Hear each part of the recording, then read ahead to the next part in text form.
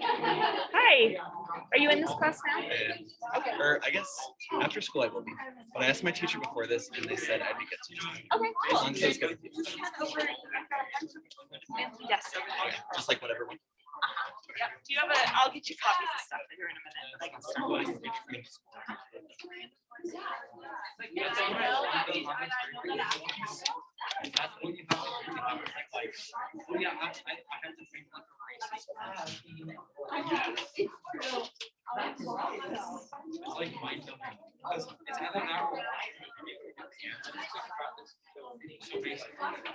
All right. So if you guys still have your argument essay printed out to turn in, make sure it finds its way to the drawer. If you turn it in online, no, that's perfectly fine. You can do it that way. Okay. All right. So we've been talking about, just briefly while we were online, we talked about adding we talked about adding examples to your papers, and we were really focused last week on current events. So I had you looking up online, like what kind of current events could apply to the prompt that we were working on with ownership. And it's always a good idea to keep thinking about those current events or keep thinking about what's going on in the world today that you could add to your essays. Another source that you might be able to use for evidence in these essays, and remember, this is just sort of coming out of your head. It's just sort of coming out of your head, and so you really have to be like familiar with this stuff. To be able to use it, because you won't have on the AP test, you won't have a computer to look stuff up really quickly, right? So one other thing that you can use is fictional examples, and we all have lots of experience with fictional examples. This is stuff from like books that you've read. This is like using The Great Gatsby in your papers. This is using movies or TV or whatever is didn't actually happen, but has some place in our culture fictionally. So I'm going to talk about the rules for using these though, because it's a little bit tricky. It's not as straightforward as some other kinds of examples. So 3 reasons that you can use it. 1, you're pulling from what's called canonical literature, like classical literature. So these are books that, like, as a culture, we've agreed, oh, this has cultural significance. We've decided that this is an important book. And a lot of times the reason that we think that it's important is because we think it represents some sort of truth about what we are like. So the reason we read Great Gatsby over and over again in American classrooms is because we feel like, oh, this really describes what the American experience is all about. Or the reason that, you know, if you're in AP Lit next year, you'll read Crime and Punishment is because it really does explore what it feels like to like live with the guilt of something you've done, right? And so because it's classic, it's like you can trust that it is this agreed upon source. Another thing that you can use, another reason to use it is because if you use something that is popular, you know that it's popular for a reason. So like right now, I feel like, maybe not you guys because we're in Utah, but everybody's watching like Euphoria, right? I haven't seen it, so I can't speak to whether or not it's quality or not, but I have heard some criticism of it. It's like over the top, it's a little bit silly is what I've heard. But just because it's maybe not like the world's best show ever made doesn't mean that you can't use it on your test because, or in your essays, because popular fiction is popular for a reason. It helps, like it tends to be speaking about what society is like at the time. So it holds up this mirror to current society. So you can use these examples as a way of saying, look, this is something that our society is really interested in right now. And then the last one, you can use fictional examples because you want to like relate with your audience. So you want to use stuff that they've experienced. You want to say like, oh, we've both seen Wizard of Oz, obviously. And so I can pull that example in really quickly and you'll know what I'm talking about and we can kind of like get on the same page with my argument. So it's like, it's going to take less time or space for a detailed explanation or something. So trick here, all three of these things, all three of these reasons. If you're going to use a fictional source, it needs to be one that is well known. And it can be well known because it's classic or because it's popular, but it should be well known. You shouldn't be pulling from like the 3rd book in a fantasy series that you've read and like maybe, you know, a few other 1,000 people, but probably not your AP grader. That's not the kind of examples you want to use for it. You want to make sure that the reason you're using the fictional sources to begin with is to try to relate to your audience. Yeah, Kaylee. Yeah, Harry Potter would be a good one. All right, so there's some rules to it though. Oh, sure. Yeah. So would this just be like in relation to like literature and stuff like that, or would that also be for things like music, like art and stuff like that? Yeah, could be anything that has fictional. I'm kind of thinking of things with fictional like characters right now. You can definitely use pop culture in a different way where it's like Kanye's a real person with music with fictional characters, but you can use Kanye as a pop culture reference. I wouldn't call it a fictional reference then. But if there's like a character represented in art, you could definitely do it. Yeah.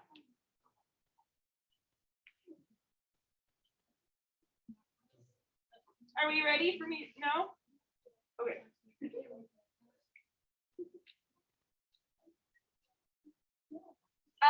Number 2 is actually the little bullet points that I put up are worth mentioning here.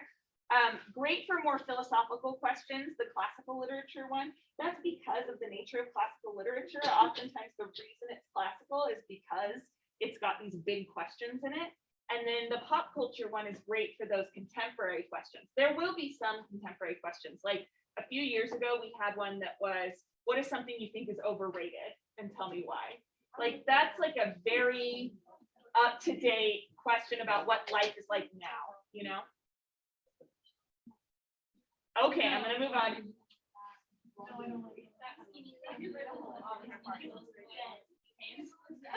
Okay, here are the rules. Start writing now so you can get it all written down. So, fictional examples, the rule number 1, and this is really the most important one. Fictional examples do not prove things. You can't say, oh, the American dream is false because, you know, Tom Buchanan never accepted Daisy. That's a fake made up story, right? And so you can't say that it's proof for your point. You know, I think that siblings, you know, get along very well, like sisters get along very well because in Little Women, all of those sisters get along very well. It's illustrative of that concept, but it doesn't actually prove it. So you use it to illustrate. So one way of thinking about doing that is saying like, you know, in popular literature or in this classical text, it explains, it illustrates this concept that I'm trying to say. So here's what I think the American dream is. I think the American dream is like earning a lot of money. And in Great Gatsby, we can see what this looks like, and you can use that to illustrate the concept. And then this second point I already mentioned, but you need to use things that are going to be familiar. So only if they're canonical or popular, only if you are sure that the vast majority of readers are familiar with it. And one way you can test this is if you need more than a sentence to remind your reader about what the book is about or what the movie is about, then it's probably not popular enough. And that takes some like kind of, I don't know, it takes some background knowledge that can be tricky. So you might not always be perfect at this, and that's okay. You can kind of experiment with it, you know, but it's like your readers are going to be around my age. Maybe a little bit older, because in order to be an AP reader, you have to have taught AP for 3 years. And usually when teachers are teaching AP, they're kind of like have some seniority. So you can kind of expect them to be in the older range. Let's say some elder millennials, Gen X people. And so the sources that you use, the fictional sources that you use need to be sources that your reader is going to be familiar with. And they're English teachers too. It's all English teachers grading your stuff. So they're going to be familiar with Great Gatsby. You don't have to explain it. Any of these classical literature, you don't have to really explain it, right? Big TV shows, you can Seinfeld and Friends and all of those. They're going to know that stuff, right? But I don't know, Rick and Morty, probably not. Yeah, Josie. Or like in popular literature, what if like you have a source that's like the classic, obviously, but like right, it's today's society, not a ton of people are gonna know exactly what it is. Like, so can you give me an example? Like the book Damien, Do you know that one? It's like it's like a really old book based on like morality Okay. and like kind of deals with like the devil and stuff like that. I don't know. It's kind of hard to explain, but right, like it was a popular book because of the themes it had, Yeah. and it's a classic, but obviously not many people know of it. So what would you do in that kind of situation? I think for this kind of essay, I'm not saying that this is true for all argument essays. I think there's a place for that. But for this kind of essay, when you're in a time crunch and you're trying to get to as much argumentation as you can, I wouldn't use that kind of source. Yeah, I'd use the more popular ones. Do you think it would be good, like, because in the essay we just wrote, so is that like good? The St. Augustine meditations or? By Marcus. Oh, okay, got So I it. use that one. So it's like those kind of books. I think it's Excellent. Yeah, yeah. And that's not a fictional source though, right? Because it doesn't have characters in it. It's more a book of ideas. Yeah. Yeah. Okay. Oh, can I move on? Another minute?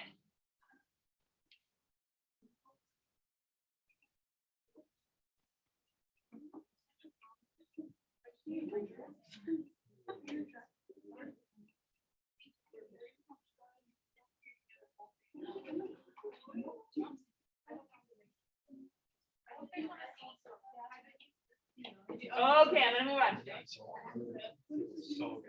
Okay, 2 more rules. So rule number 3 here is that you need to explain. You can't just, since you can't just use it to prove your thesis, you need to explain why it is credible. And sometimes that is sort of exactly what I did at the beginning of this little lecture, where I was like, oh, because it's a classic, it's, for example, representative of cultural attitudes at the time. Or because it's so popular right now, it is widely accepted. This idea is widely accepted as true. Or that I've already explained this concept using what evidence I could, my reasoning and so on. And so I just want to illustrate what this might look like. And I can use this book with full of fictional characters and fictional scenarios to illustrate what it looks like. Or explain why the example was historically relevant. So one thing that you might want to think about is like, oh, okay, if I'm going to use like the Scarlet Letter, for example, in my paper, I'm going to think about the Transcendentalist movement and why the Transcendentalists would have liked this so much. So thinking about that historical relevance could be a good idea. So you don't want to just plop a fiction example in the middle of your paper and just say, this is true because Katniss says it is. It's more like, look, this during the 2010s, everyone was Hunger Games crazy, and this shows that we were concerned with this idea.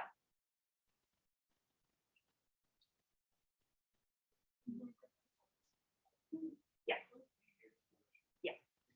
And then this last bit, you need enough detail to support your analysis, but you don't want too much detail. That's part of why I said it needs to be popular, and so people have experienced it before, people know what you're talking about. If you have to spend 3 pages explaining how this fictional example is illustrating your point, then you're spending too much time on that one example. Fictional examples aren't the strongest ones you can use. Current events, philosophy, history, those are much stronger examples. So if you're going to use a fictional example, you don't want to spend 3 pages on it. You want to kind of be able to wrap it up. So only focus on the relevant bits of the plot.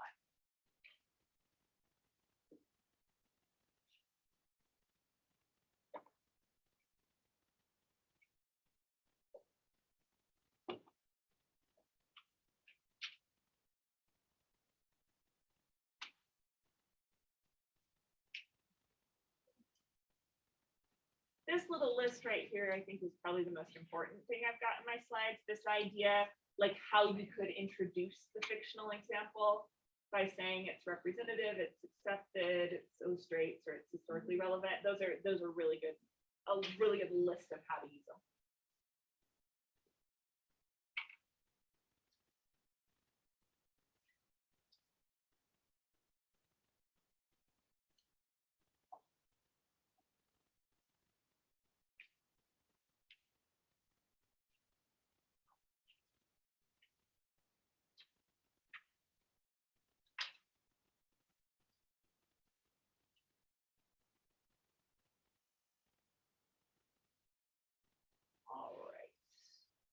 Okay, so I've got examples for us. These are from student essays. These first two are from essays that got an 8. It was on a 9-point scale back then. And so they were almost perfect, but that getting a 9 is super hard. So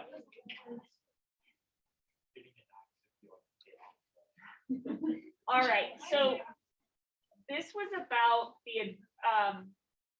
a prompt about adversity, and the prompt basically said, do you think adversity like breaks a person, or does adversity help them grow as a character, basically? And their thesis says adversity can stimulate, force, and sharpen a person in ways prosperity cannot. There is then value in hardship.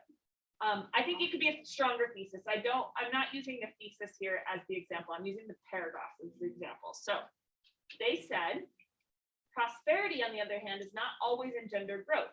The prosperous man has no pressing needs or emergencies that require him to develop talents to counter. Brave New World, which is a piece of classical literature. Has anybody read Brave New World? One person. Okay, good. Your English teachers, though, your audience, they've read it.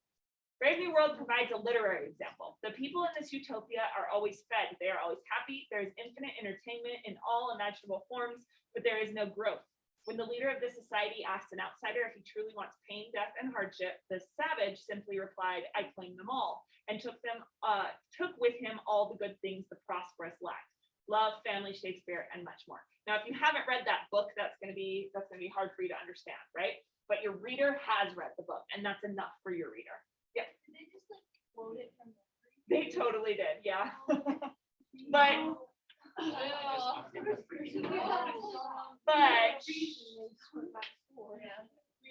But they misquote this one. That's not actually from the book. They're just like seeing it as sort of ironic.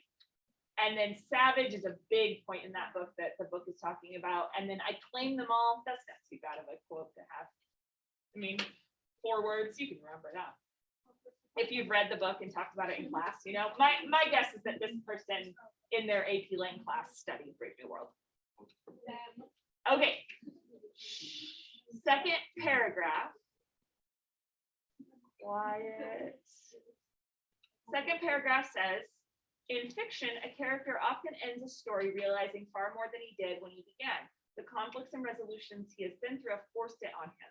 Character development is not merely a literary construct, it exists in life. We cannot live and we cannot grow without the realization that we are not living perfectly and that we have ideals to grow towards. And revealing these is the true value of adversity. So one of the reasons that their fictional examples works, part of it is because they have just the right amount of detail, I think. But another thing is that it ties in down here and says, here's why a literary example might be important to look at in this particular prompt. Okay, here's another example. So this thesis, though inane and trivial at times, well-played humor can change the world. It's basically what's the place of the humorist in society. Again, not the best thesis, but it works. And they said, heralded as the pivotal American novel, Mark Twain's Huck Finn satirizes Southern hypocrisy. Set in Missouri in the 1840s, the book criticizes the institution of slavery and the lack of rights for African Americans, 2 hotly contested issues at the time of the novel's publication during the late 1800s. In the American South in the 19th century, to speak up for the rights of blacks was almost unthinkable and could even be dangerous for the speaker. Former slaves had no voice in society at all, so a large portion of proponents of equal rights went unheard until Twain published his satire, which by definition uses humor as a vehicle for social change. After the publication of Huck Finn, many questioned for the first time the issue of the rights of African Americans. Now, I don't necessarily even agree with their argument here, but they're using the historical circumstances of the book to back it up more than like what the fictional characters do within the book. So this one works well too. Okay, so everybody needs their Chromebooks now.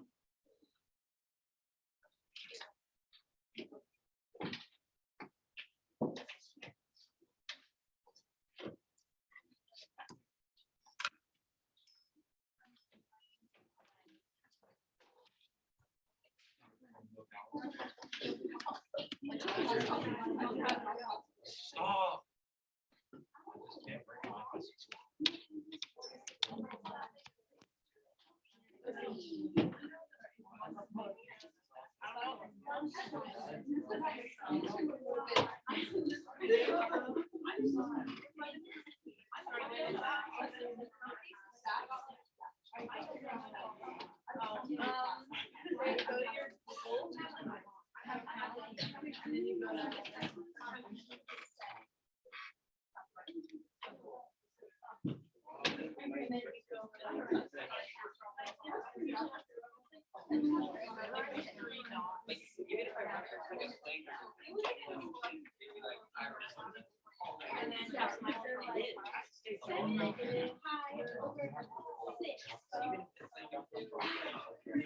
All right, now look up here. You're gonna find, look up at the board. You're gonna find this assignment, revising Hunger Games paragraph. You are. And you're gonna make a copy of the Google form.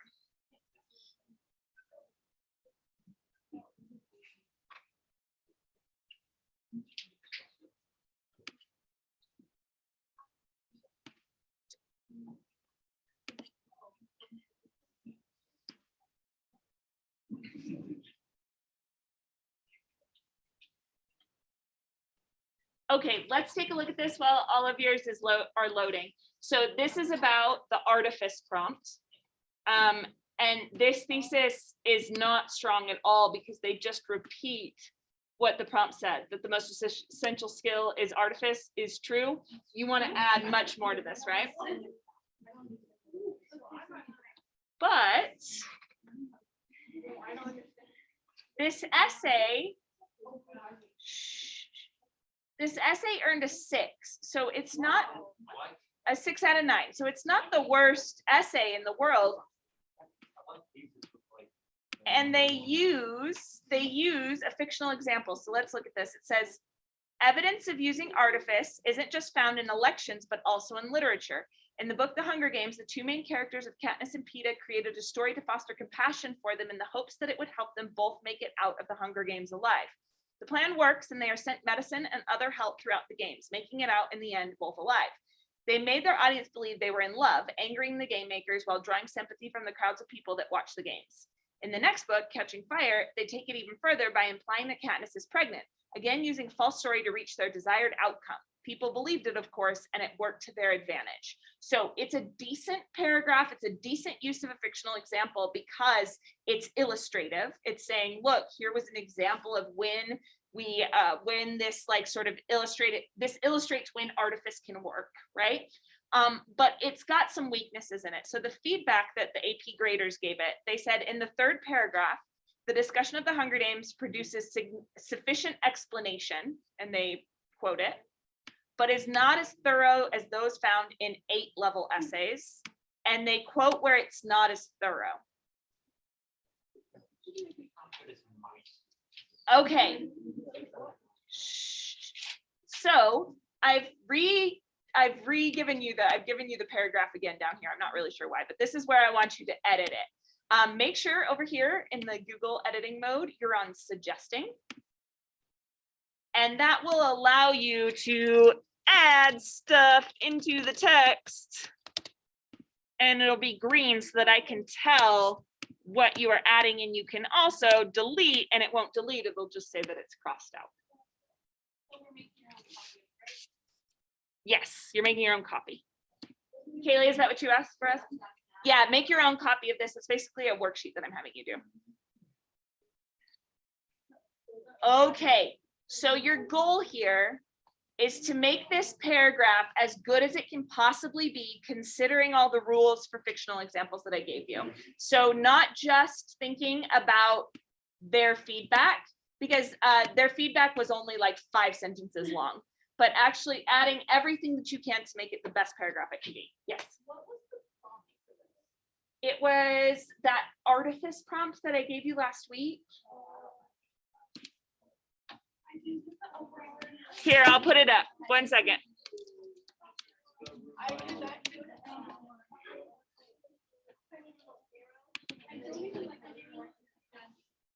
This is it.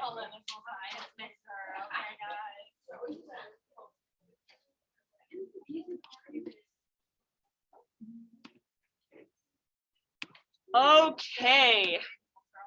So everyone needs to turn in their own. Everyone's going to have their own edits to the side. You can work in partners if you want to. So if you work in partners, I should only see 2 people's that are the same. It's okay if you turn in, like you both are turning it in, but they can have the same stuff on it, but there shouldn't be more than 2 people. Yeah. Fine, 3 trios. Or you can do it on your own, however you want to. I'm going to give you 10 minutes to work on this.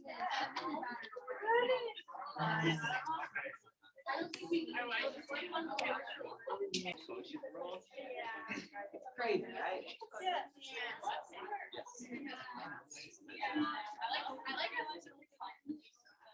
Okay, I'm going to give you 15 seconds to turn it in and then close the robot. 13.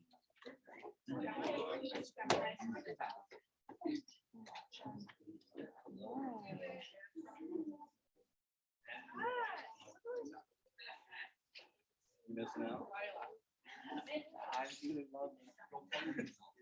Join in. No, I'm. Chain. Okay, you got it? Yes. Okay, close up the computer so I know you're paying attention. Take out your Gatsby book. You have a guess. I've got extras back there in the back that you can borrow. Just make sure that you get it back to me. Except for that, we'll check it out to you. What year?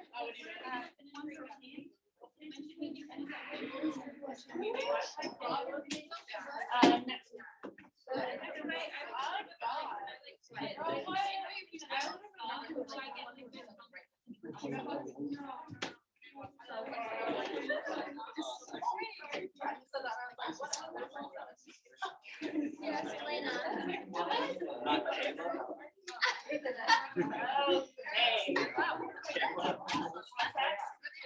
There, right by my pen.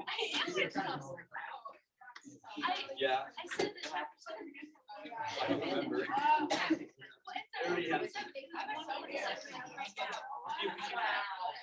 I did a lot of stuff.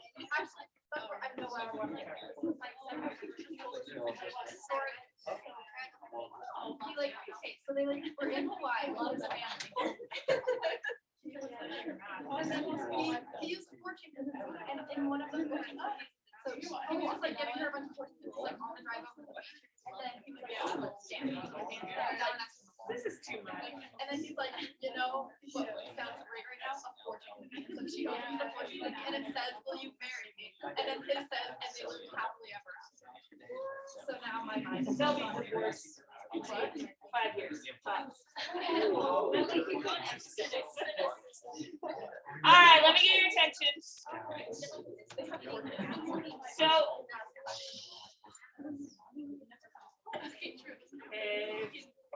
quiet, face forward. I want to have like a brief discussion first before we talk about how this applies to Gatsby, because it's such an important concept for this book. And it's the idea that you can be a consistent personality. So we read at the very beginning of this book that there is something gorgeous about Gatsby because he has a series of unbroken gestures, and that this makes up his personality, right? What do you guys think of that idea, that personality can be a series of unbroken gestures, that especially the unbroken part, that personality can be consistent? Do you think that you are consistently the same person? Do you think that you change? What? Yeah. So I just thought is that your personality is made up of your contradictions. So if you're always the same, then it doesn't make sense that the personality is more than a thought, I think. Because like for me, I'm stubborn except when I'm willing to give in on things, or like I this except for not, and that's what makes it a unique personality. So if you're always the same, then I feel like it's not personality. Okay, so there's this way that consistency seems superficial or seems like artifice, if we use that word from our prompt, and that inconsistencies are what make you unique. And the way that you were talking about it, it didn't sound like, okay, when I'm at home, I like broccoli, but when I'm at school, I hate broccoli. It doesn't sound like that kind of inconsistency. It just sounds like you are open to responding to different things in different scenarios, and that might not always seem to fit together.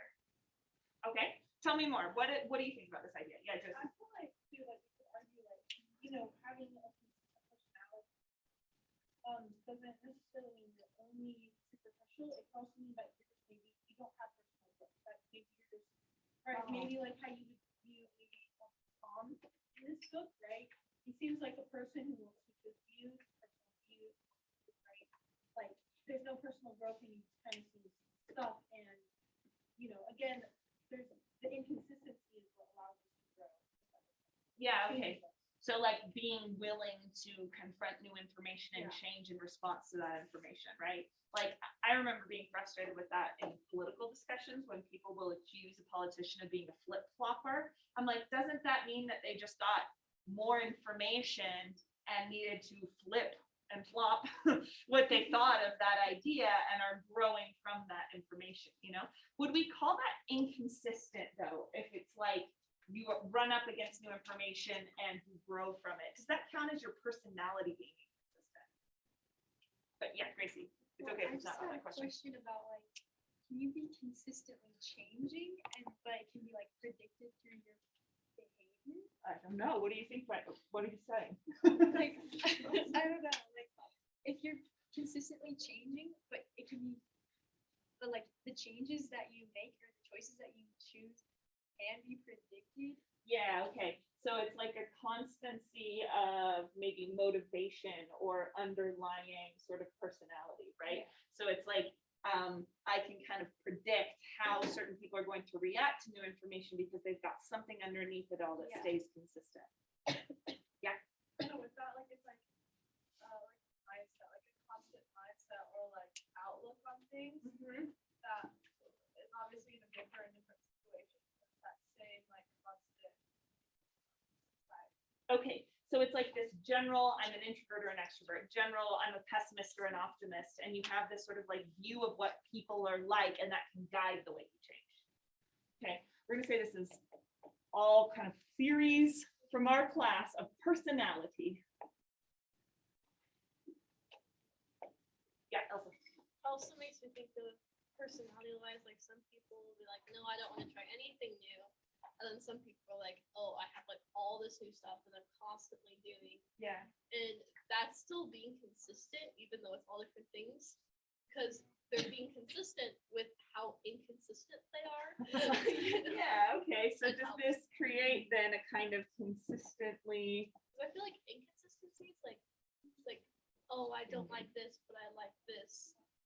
It's still like inconsistent with other people and what people might think of you, but you're still like, as long as you like stick with the same opinion, yeah. then I feel like it's Okay, I get that there's this like underlying persona.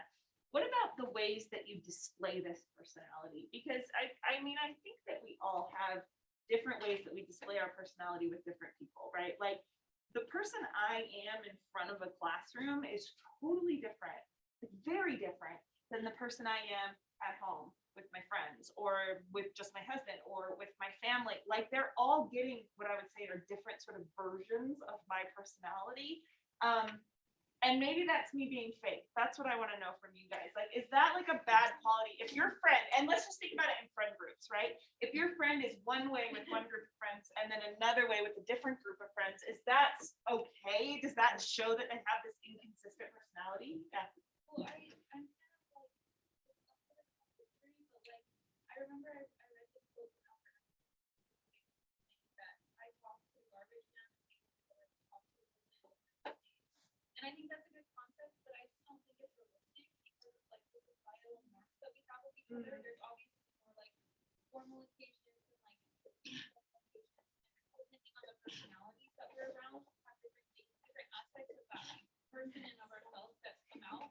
Yeah. So it doesn't mean that we're fake. It just means that we're parts of ourselves in different scenarios. Okay, good. And I like that idea that it's like, that might be an admirable idea that you talk to them the same way, but it's not realistic. And so it's this way that your social norms add up to your ideals to influence your behavior. Ideally, I would like to talk to everyone the same. I can't be the same in every scenario. So I'm going to have some mishmash of my ideals and social norms. Yeah, I think it's kind of the same. Like, with different groups of friends, we're not the same in every group of friends. Like, wouldn't play the same music, wouldn't make the same jokes. Why not? Just because like you have different relationships built at like different times. Okay. So, like you're still the same person, but you have that different personalities kind of in your same personality. You just choose Yeah. which one to show at certain times. Okay, so it's like these inconsistencies, the differences, part of it is about honoring the group dynamics too, about knowing what your relationship is and not sort of betraying what that person knows of you. Like for example, with my family, like I would never play my favorite music, you know, a lot of my favorite songs with my immediate family, like my mom and my dad, partly because I'm honoring the sort of dynamics of that group and knowing in this group I need to be a little bit more subservient, a little bit more respectful, maybe not offend, you know, and that doesn't necessarily mean that it's fake. Oh, I think also with certain types of people, like my amplify, like it's all still you, but like if you have different friend groups from like different places, it might be like, okay, so this is like sports, this is, you know, it's okay. like different parts, but it's all you. Yeah. So you're still the same person, it's just you act different because they're different too. What about the person though that like when they're with their soccer friends, they're like, I love soccer, everything soccer, talk about soccer all the time. And when they're with their other friends, they're like, soccer's boring. Like, what if you like straight up say the opposite? Is that the negative quality of inconsistency? Okay, Claire?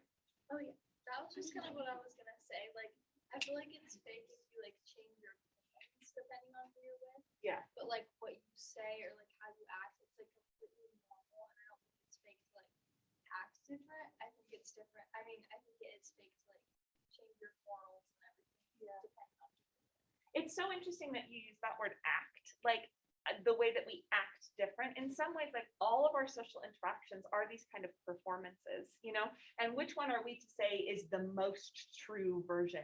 I'm curious, when do you think that you're the most true version of yourself? Or are all of them true versions of you? Gracie? Kind of answering the question, but I think you have like different comfort levels for like your different friends. So it does depend on like who you're surrounded with. Yeah. Because maybe you can eventually be your like original, I don't know, like your true self, but it takes time until you're like comfortable being who you are. Like you wouldn't want to be like all you, like You don't want to like you don't want to be all you all the time. This is a little much like, for people. Is that like, you're like talking to someone that you like you're interested in. You don't want to like show your like weird, I don't know, like if you had like some weird thing that you do with your family, you don't want to like say that like right. Our social interactions are so delicate. If you reveal too much in the wrong situation, it can have really bad effects. Like, for example, I know you would never think this of me, but I have terrible language when I am on my own or with my friends, like a sailor. It's really bad. I actually love it. It's not really bad. But if I were to break that out in this class, like I'm fired, right? I'm recording, so obviously I would be fired. It's not okay in this circumstance, even though that might be what I think is my true self or my true way of talking. It doesn't mean that I'm going to break it out in any. It's too much, right? It's too much of me. I'm going to push people away because I'm professional, etc. So there's all these different like tiny little decisions that we're making when we're in relationship with other people. Really? So, yeah, do you have an authentic or like because you're constantly changing, but I feel like there can be one that you're authentic self because you're constantly growing and that's not authentic either. You're stunting yourself. So if you're trying to find like your true self, what you're actually doing, like creating like that fits with your idea of yourself, because like whenever you're in a group, you're trying to fit to those people's idea of the idea that you want them to have of you. Yeah. I don't know, maybe with your family you want to act like a model child, but with Yeah. your friends you want to seem more rebellious or whatever. But when you're trying to like find a true self, you're actually just trying to come up with a version of yourself that you can accept. Yeah, I like that. And I like how you started with this idea that it might potentially be regressive then. If you're like, oh, I want to be, my true self was who I was when I was 10. That shows that you're just sort of like stuck in a certain mindset too. And that then is not your true self. Because you're not adding in all these experiences that you've had since then too. Okay, I'm gonna get 3 more comments about this, then we'll move on. Matthew and Elsa and Josie. Yeah. Have you ever heard the quote, character is doing the right thing when nobody's watching? I think that like your true self is when nobody's watching, or like what you would be if you weren't surrounded by like other people and like society and like pressures from outside? Okay, so if we're thinking of what your true self is, it might be like the Emersonian version of the true self, right? The Thoreau version of the true self. I go out into the woods, I have nobody else bothering me, this is who I really am. Except for my aunt who funds me. Yeah. Awesome. For me, I'm like, I feel like I'm my true self when I'm with my family just because I'm so close with them. Okay. But like for friends, I'm like, yes, I'll like try to be my true self, but I can't like trust them with everything. But the friends that I've known since I was 8, like they're family type thing. But it's funny, like the soccer example, I saw this example of that for me.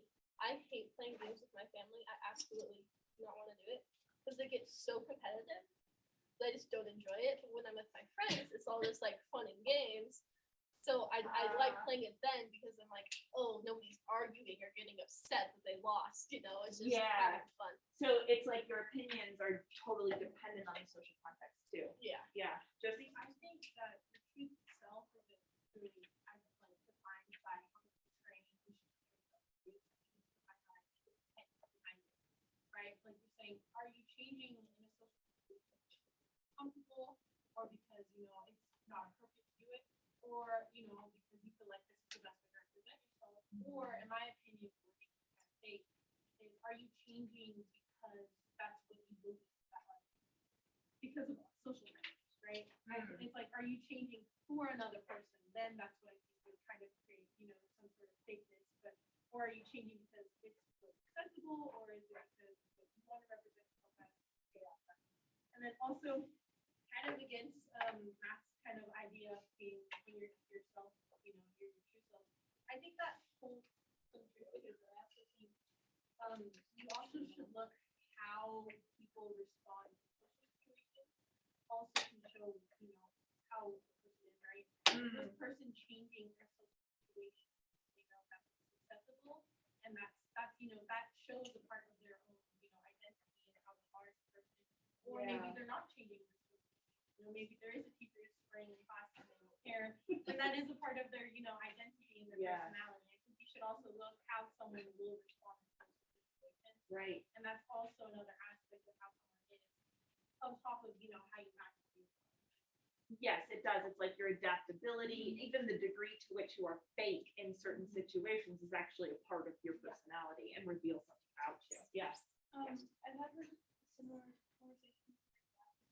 Why are you so your family and sassy around your family? And it's kind of because I know I can always go back to them because I can trust them in a sense. And compared to some people are kind of have to walk on glass around them because you see like the rock thing that it like tease him and he'd be fine, Yeah. And I think you have to like read the room, like if you were gonna talk with you and they're kind of joking with you, you can do that back, but you have to kind of match that energy. Yes, good. And I like this idea of like you're going to be your true self potentially when you are most secure. I think for a lot of us, that's maybe not the most flattering way of thinking of your true self. At least for me, the people I'm most secure with are the ones I fight with. They're the ones that like see the ugly parts. But maybe that is when your true personality is coming.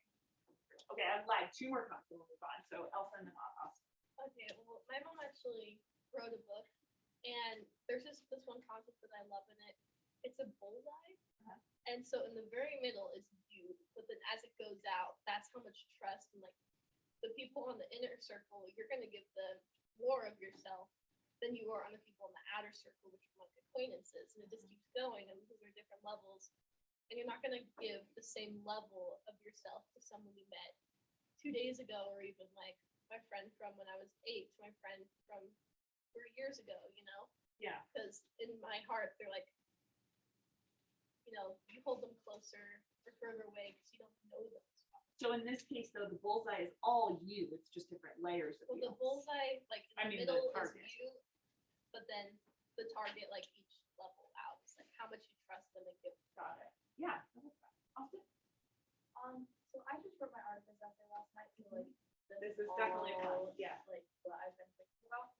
but I feel like to a certain extent, yeah, have different personalities around people, but then if word gets out that you're being different around people, then that kind of destroys your image in a way. Yeah. And it's never going to be intentional. So that if you're changing who are entirely around different people, it's going to find out. Yes. You're not gonna be trusted. So you need to be able to be authentic to an extent you're comfortable with. Yeah, because I think you're right. There's a kind of danger to this idea of inconsistencies, right? Danger that somebody else is not going to be able to trust you anymore because they found out about the inconsistency. I think that's a really good segue into Gatsby, because Gatsby is an interesting example of kind of this idea of fakeness and what could qualify as the real Gatsby versus what is like him lying to everyone. So I want you to go to page 64.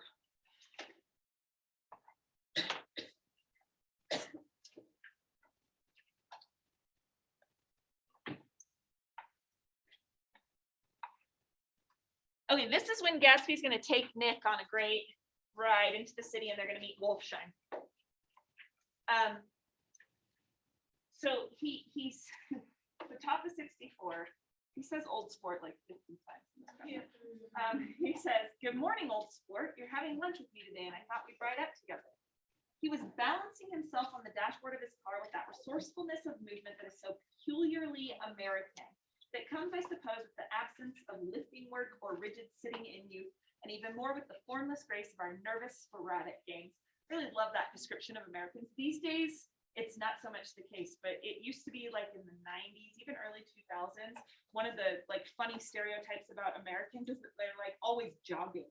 Like they're always moving around. They're obsessed with fitness. They're obsessed with like health in a way that a lot of, I mean, we're also very fat, right? But in a way that like not a lot of countries are. Like the French will just say, I don't know, when I spent time in France, this is how my host mom was there. She was just sort of like, no, you just eat the good foods and you live the good life and then you look good. It was just sort of like, you don't need to have all this obsession with what you eat and what you like, how you move around and exercise and all of this stuff.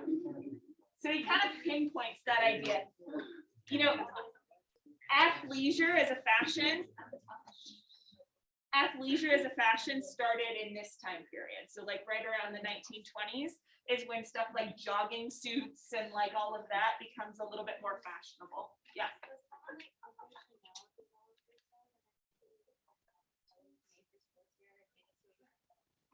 Yes, I think she's 1920s, right? 30s maybe? Oh, okay. But yeah, it's right around here. You also have this time period. This is actually definitely a tangent, but this is the time period I studied, so I'm like really interested in it. You had all this self-help stuff and bodybuilding becoming really, really popular at the time too. So like a bunch of like ads and stuff about how you can like bulk up or slim down or whatever. Americans were obsessed with it. Anyway, so he's laying on this car. And it says, this quality was continually breaking through his punctilious manner in the shake of restlessness. So if you have your phone out, Google the word punctilious. What does it mean? Unless you already know. That's punctual. I think it's precise.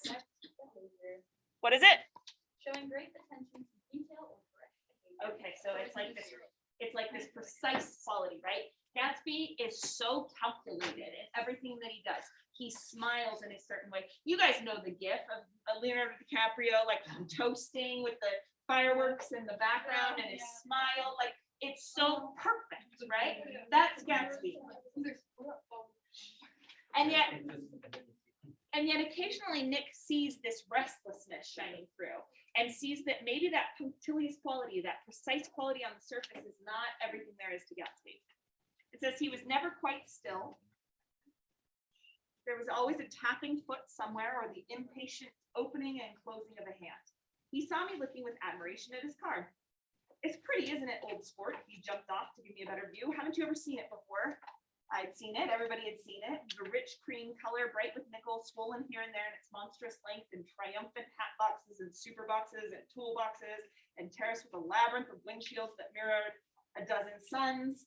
He's basically saying, without saying, it was gaudy. It was like not a beautiful, sleek looking, you know, functional car. It had everything it could possibly have. Like those guys with like, you know, big raised trucks, all the blue lights. I don't know anything about cars. I don't know, the fun horn, I don't know. Souped up car, yeah. Sitting down behind many layers of glass in a sort of green leather conservatory, we started to town. And this is where he starts to talk about his past to Nick. And he says, look here, this is at the top of the next page. Look here, old sport. He broke out surprisingly. What's your opinion of me anyhow? And a little overwhelmed, I began the generalized evasions, which that question deserves. Like, I love that idea. Just like, oh, you know, like I like you. Like, it's just such a weird question. What's your opinion of me? I don't know. Well, I'm going to tell you something about my life, he interrupted. I don't want you to get a wrong idea of me from all these stories you hear. So I think he's worried exactly about what Austin was saying about like the tail of your inconsistencies can get out. And Gatsby wants to kind of put an end to that before it starts kind of saying like he doesn't really know how much I think people are gossiping about him, but saying, let me give you the real story so that you don't have to trust all this gossip. And he says, I'll tell you God's truth. And he says, I'm the son of some wealthy people in the Middle West, all dead now. I was brought up in America, but educated at Oxford because all my ancestors had been educated there for many years. It's a family tradition. He looked at me sideways, and I knew why Jordan Baker had believed he was lying. He hurried the phrase, educated at Oxford, or swallowed it or choked on it as though it had bothered him before. And with this doubt, his whole statement fell to pieces, and I wondered if there wasn't something a little sinister about him after all. What part of the Middle West? I inquired casually. San Francisco. I see. My family all died, and I came into a good deal of money. Okay, we get lots of hints in that little section that Gatsby's lying, that the inconsistencies are breaking through. So what are some of those, Kaylee? Nope. Not usually be called the Middle West. Yeah, I think those are two main things. We call it the Midwest. It hasn't been called the Middle West. Even in the 20s, it's not called the Middle West. So he's like misnaming it somehow. And then the San Francisco thing. San Francisco is not in the Midwest. San Francisco is just in the straight up West, right? In the West, which is Pacific. It's in the middle of the Pacific West Coast. Maybe that's it. Yeah, what else in his manner signals to us that he's lying? Keeps repeating that, like, Josie? You know, when it says like, or like the hesitation he has, or when he says he hurried the phrase or swallowed it or choked on it, really tells you like, you know, obviously he's very nervous about saying something about Oxford. It's not normal. It's an inconsistency within his speech. You know, everything is smooth and all of a sudden when he got to that part, which seems to be a lie, all of a sudden he got really nervous. Exactly. It's what he talked about before, where it's like the Russian quality of it. The normally he's very precise, but the sort of agitated quality kind of pokes through. Yeah, Elsa. he's also repeating things and like, oh, like how his family's past. He keeps repeating it, is like trying to convince himself and others. It's like, oh, if I say it enough times, maybe it'll be true. Yeah. Okay. Good. And he's sort of like, it's my family died. I came into a good deal of money. My family is dead. They're all dead. Like methinks he insists too much, kind of idea. Yeah. Yeah. Haley? He says he's the son of some wealthy people instead of like my family is wealthy or like not wealthy. But then he says all my ancestors have been educated there for years. It's family tradition. Nobody cares about family tradition, but it's saying I'm the son of someone. It's a weird way of speaking. Like he doesn't seem to have ease with how he talks about family money. Yeah, I totally agree. Awesome. I feel like lying comes easily to some people, and Gatsby is not one of them. And I talked about that. That's good. But like with Artifice being such a big thing, I feel like you would have to be good at lying to get away with it. And if you're not good at lying, then people are gonna see right through it. Yeah, good. And yet, the next page, Gatsby produces some evidence. He has a award that he won in Montenegro. And he has a picture of him at Oxford. And so Nick responds, this is on page 67. He says that it was all true. I saw the skins of tigers flaming in his palace on the Grand Canal. I saw him opening a chest of rubies to ease with their crimson lighted depths the gnawing of his broken heart. What do you think about Nick sort of saying, okay, I see the evidence, so I mean, I guess it's all true. What do you think about Nick as maybe a judge of character? Maybe it's just but I would not immediately trust whatever like evidence I was given. I feel like Nick wants to have someone open up to him. Like he talks about all the time how people are opening up to him, but we don't see that often. So I feel like that's something that he desires and he like really wants to be the one to know about Gatsby because it's like this big thing. Nobody really knows that much about him. So he wants to believe that it's true. So if he has like a little bit of license to believe that. Yeah, that reminds me of what he says on page 48. Go to page 48 for a second, because I love this. Because if that's true about Nick's character, then that might be exactly what he appreciates in Gatsby's character too. This is the part we looked at while we were on Zoom. His smile, it's in the middle of that paragraph again. His smile understood you just as far as you wanted to be understood, believed in you as you would like to believe in yourself, and assured you that it had precisely the impression of you that at your best you hope to convey. So it's almost like Gatsby smiles at Nick with this understanding smile, like I'm going to believe everything like that you tell me. I want to believe in you as a person. And it's almost like Nick makes the choice to do that for Gatsby as well in this story. Like, okay, well then I can be that person for you. That's a nice friend. Also, Well, it also makes me think that like seeing is believing because he wasn't trusting his intuition after he saw something to make him question it. Because he was like really sure, like, oh, he's definitely lying. And then the first thing when he shows him, like, oh, visual proof. Okay, it's gotta be true. okay, I yeah. just feel like it's a little ridiculous. Because like saying looking at like a newspaper, I'm like, oh, if there's a picture of it, it must be proof. Or like if there's a quote, it must be true. It might be like kind of what Keely was talking about too, about like this motivated by ego then. It's like I want to believe it. I want to believe all these fun stories. You would be a really fun person to know if all of this stuff was true. And I would be the one who knows you the best. So that sounds great to me. Then we get another version of Gatsby. Go to page 69. And we should talk about Wolfsheim just right here. It's been criticized, and I agree with the criticized, and it's a very anti-Semitic portrait of somebody. Wolfsheim, they keep talking about he's a flat-nosed Jew. They keep talking about his nose for this entire section. So either this is the book is anti-Semitic, or Nick himself is anti-Semitic, but it becomes a challenge to see him like this. But anyway, here's this Wolfsheim guy, and he's talking all about how Gatsby might want, like, he's like, oh, are you the one who wants to have a connection? Like, are you the one who wants to get into business with us?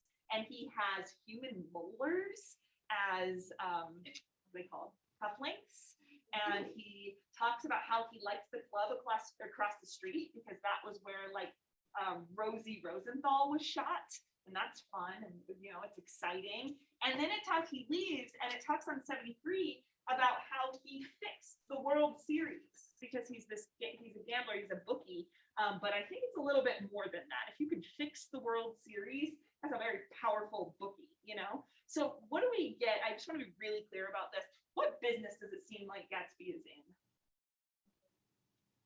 In reality, yeah. He's got some mob boss connections. Yes, yeah. Gatsby's got connections to the mafia. Tom suspects this a little bit in this reading you're going to do for next time. Actually, I think he suspects this. Other people suspect it. All of these rumors circulating about Gatsby, they kind of know it, but they don't necessarily want to admit it.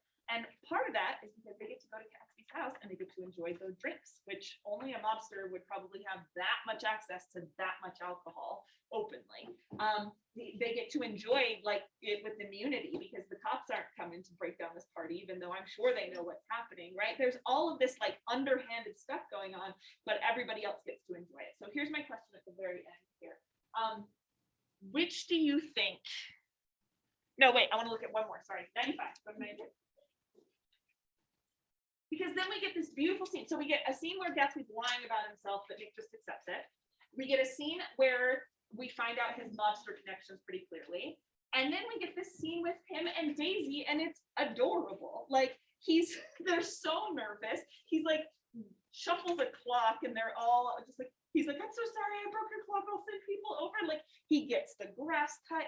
They say that his whole house is like a greenhouse because he's brought so many flowers over to impress her. And then he takes her over to the house and he's just like, you like all my stuff? Like, how about my shirts? How about my juicer? You know, like it's really sweet. Do you remember if Wally went to like Pillsbury's little plant? There we go. It's Wally.